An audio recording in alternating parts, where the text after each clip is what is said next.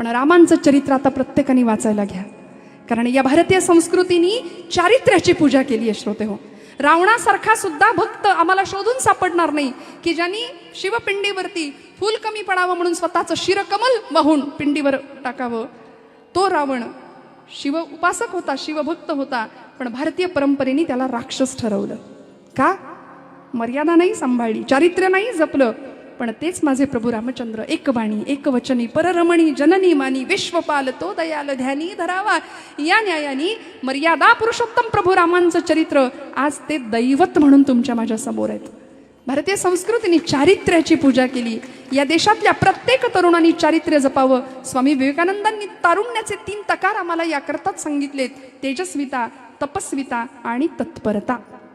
पण रामांचं चरित्र आता प्रत्येकाने वाचायला घ्या, कारण या भारतीय संस्कृतीने चारित्र्याची पूजा केली आहे. श्रोते हो, रावणासारखा सुद्धा भक्त आम्हाला शोधून सापडणार नाही की ज्यांनी शिवपिंडीवरती फूल कमी पडावं म्हणून स्वतःचं शिरकमल वाहून पिंडीवर टाकावं.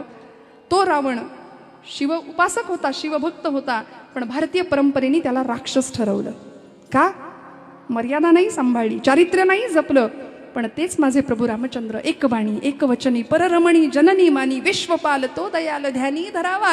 या न्यायाने मर्यादा पुरुषोत्तम प्रभू रामांचं चरित्र आज ते